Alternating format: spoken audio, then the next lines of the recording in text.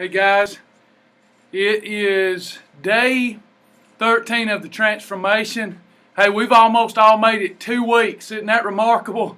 I mean, how long's it been since you drew your line in the sand and made it 2 weeks on a transformation? It's been a while for me. How long has it been for you? You know, we started this transformation rallying around each other and saying, look, we're going to have to detach from the world for a little while in order to tear down some strongholds, and we need to draw more lines in the sand. Now, if you've already tapped out, it's not too late. You see, don't beat yourself up. You shouldn't beat yourself up. What you should do is recognize why you tapped out in the first place. There's a reason for it.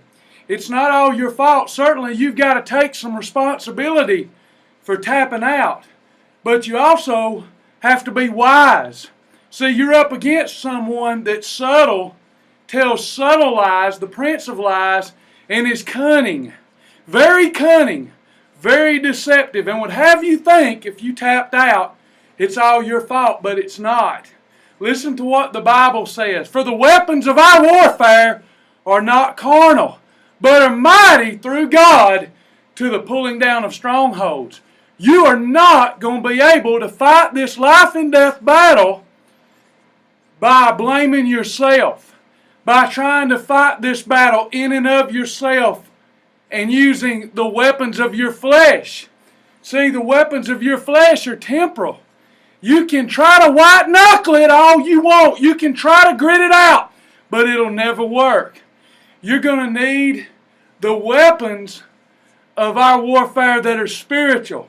That helmet of salvation, that breastplate of righteousness, the shield of faith. You're going to need to gird your loins about with truth so that you can recognize the devil and his lies. You're going to have to shod your feet with the gospel and the preparation of it. You're going to have to take up the sword of the Spirit. Maybe that's your why. Maybe that's your reason for doing this. But you're not going to be able to fight this battle in and of your flesh and alone. You need the household of faith. You need to pull down the strongholds that are in your life. Let me tell you what they are. They're bad habits. And the only way you're going to break through them is to keep going even when you have no reason to keep going. Even when the scales are not rewarding you, you're going to have to keep going. You're going to have to decide whether you're a Christian with your mouth or whether you're a Christian with your heart and with your actions and with your behavior. Losing weight has everything to do with being a Christian. Just like if one is an alcoholic, becoming a teetotaler would have everything to do with being a Christian. This is about being a better person. In the coming days, months, and years, the love of many is going to wax colder. I know mine did. I know I battle it each and every day. I battle it. If I can't beat them, why not join them? But you know what? What we've got to do is focus on our little world, changing our little world, and that might change other little worlds until we have a real revival in our land. Come on, guys. Snap out of it.